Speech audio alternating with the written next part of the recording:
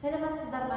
IT мектеп-лицейінің математика пәнінің мұғалімі Айлекова Эльмира Өтешова. Бүгінгі менің сіздерге ұсынайын деп отырған педагогикалық идея тақырыбым математиканы терең түсінуге ықпал ететін қытайлық әдіс процедуралық вариациялармен оқыту. Математикалық білім беруде терең оқыту мен қайталанатын оқыту арасында шиеленіс бар. Батыс мұғалімдері оқушылардың ережелерді қолданбас бұрын математикалық символдар мен ережелер туралы тұжырымдамалық түсінік қалыптастыру қажеттігін жиі айтады. Екінші жағынан, Қытай оқушылары әдетте жаттау мен есте сақтауға бағытталған деген пікір бар. Алайда Қытай оқушылары мен студенттері ТМС және PISA бағдарламаларынан үнемі батыс елдерінен бірінші орында, алдағы орындарда келетін болған. Сондықтан мені мазалаған сұрақ, неге Қытай оқушылары алдыңғы орындарда тұрады? Олардың методикасы қандай деген менде сұрақ туды. Содан келді де Қытай оқушыларының парадоксы деген тақырыпты зерттеген келді. Қытай оқушыларының парадоксы дегеніміз не? Батыс мәдениетінде қайталанатын оқыту көбінесе терең білім берумен қарама-қайшы ұғымдарға тап болып жатады екен. Батыс педагогтары оқушыларға ережелерді қолданбас бұрын математикалық символдар мен ережелер туралы тұжырымдамалық түсінік қалыптастыру қажеттігін атап өтеді. Сол сияқты көптеген батыс педагогтары оқушылары білгендерін есте сақтаудың орнына оқығанын түсінуге тарту керек деп санайды. Өйткені олар түсіну есте сақтаудан гөрі сапалы нәтижелерге әкеліп соғады деп айтады. Екінші жағынан, Қытай оқушылары әдетте жаттау мен есте сақтауға бағытталған. Қытайлық тәрбиешілер жақсы оқуға ықпал ететін оқу ортасын қамтамасыз етпегені үшін сынға ұшырайды.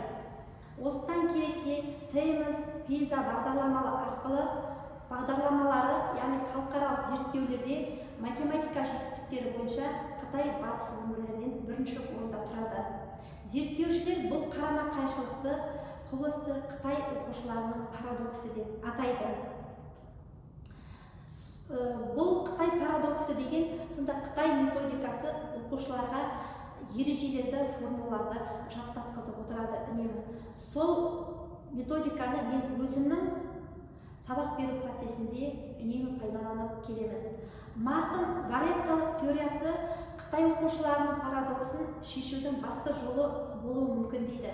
Бұл мақалада вариация теориясы және оның математикалық түсініктің дамуындағы орны, атап айтқанда процедуралық вариациямен оқыту мен қытайлық концептуализация қалыптастырады. Процедуралық вариациялар үш егжей-тегжейлі мысалмен суреттеледі. Бұл мысалдар өзара байланысты екі мақсатқа қызмет етеді. Біріншісі, олар батыстық және қытайлық контекстте балалардың математиканы түсіну үшін процедуралық вариациялардың маңыздылығын атап көрсетеді. Екіншіден, олар Қытайдың оқушының парадоксын түсінуге ықпал етеді. Сонымен қатар мен өз идеямды Қытай оқушыларының парадоксы әдісін математиканы оқытудағы тиімді әдістерін қолданып жүрмін. Қытайдың жаттанды әдістерін өзім сабақтарымда қолданып жүрмін.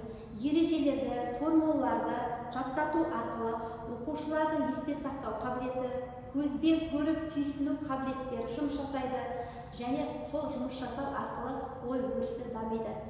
Өз методикамда оқушыларға ережелерді, формулаларды қалай жаттатқызамын?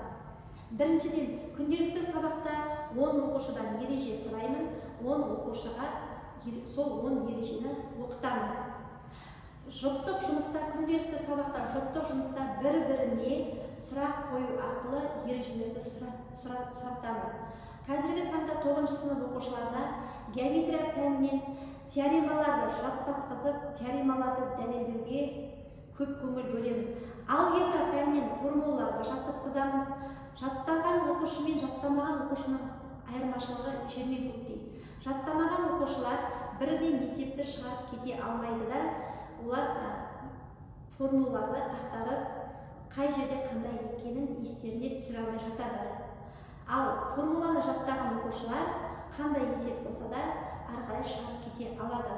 Тағы да айта кететін жағдай, егер де формулаларды жаттамаған оқушылар есептің шартын өзгертіп жіберген жағдайда нәтижесінде олар шығара алмай қалып жатады.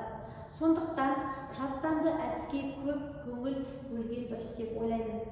Жаттату арқылы оқушылар көре алады, түсінеді, ойлайды, есте сақтауы қалыптасады.